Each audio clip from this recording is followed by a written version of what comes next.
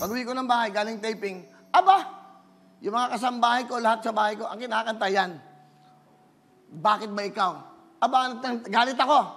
Biglang pinalitan, ikaw na nga. Binigyan ko silang bonus. Yan. Anyway, magandang hapon sa inyo lahat. Another day, it's Friday. Ngayon po ay May 1. Labor's Day ngayon. Okay? Labor Day ngayon.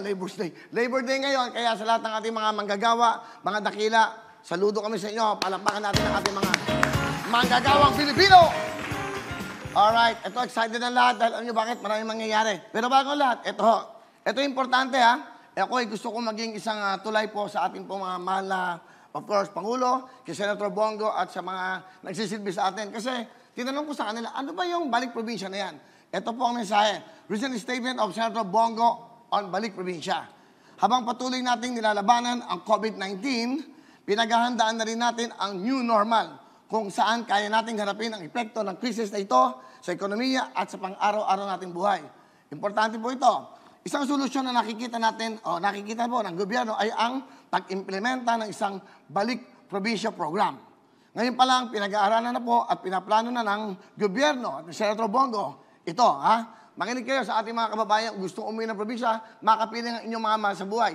Importante ito, Initially, the balik probinsya aims to decongest urban areas as congestion in Metro Manila proves to be significant factor in the high number of COVID-19 cases. However, motivating city dwellers and incentivizing businesses to relocate to the provinces will be the long-term goal.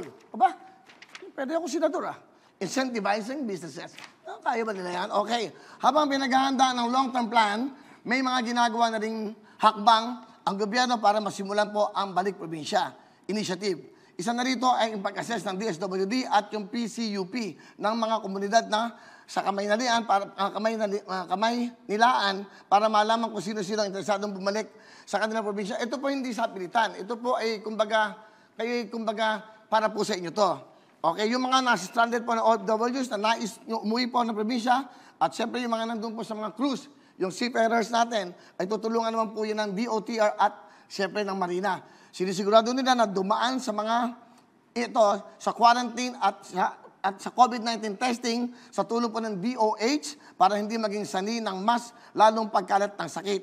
Naghahanda na rin po ibang ahensya ng gobyerno kung paano matutulungan ang mga probinsya na tatanggap ng mga nais magsimula ng panibagong buhay sa kanila pong mga mahal na lugar. Ito marami to Alam mo, to clarify, the Balik Probinsya Initiative is a long-term plan to be implemented after we have controlled the spread of COVID-19. Right now, our priority is to address and overcome this health crisis first. But this also means that preparations have to start now, right now. Maganda po ito, ito pong ginagawa ni Senator Bongo. Kasi yung po mga walang trabaho dito sa Metro Manila, dito po sa Luzon, medyo mahirap po ngayon ang buhay. Mas maganda may panibagong buhay kayo at makauwi kayo kasama mga mahal sa buhay at tutulungan daw kayo ng gobyerno. It's a good thing siguro kung maimbita ko si Senator Bongo para siya makapag-explain ito. Ang importante po, itong pinadala nila and also, I am also studying if there is a need to file the past legislative measures that can support the Balik Probinsya Initiative. Key programs of different agencies that can help promote the Balik Probinsya Initiative must also be identified and prioritized. This must be properly planned with the full commitment of all government agencies and the private sector. Magtutulungan po tayong lahat.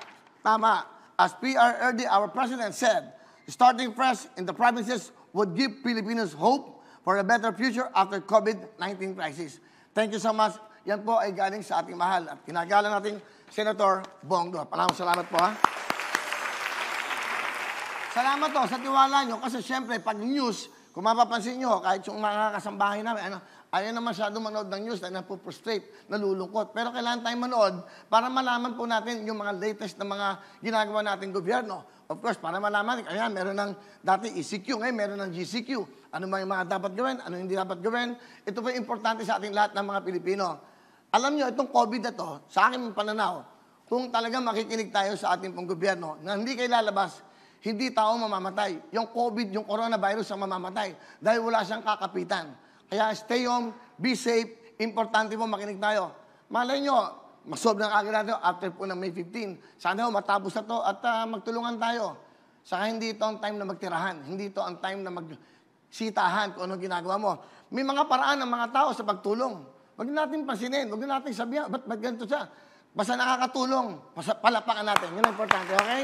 Importante. Hello mga kapuso! Ako po si Ipon. Minabati ko unang-una dyan mga kaipo natin. Mga kaskwami ko dyan. Nagustuhan nyo ba ang video na to? Marami pa kaming inanda para sa inyo. Mag-subscribe lang sa Wowin YouTube channel. Tsaka, don't forget to hit the, the bell button para lagi kang updated. Yun lang!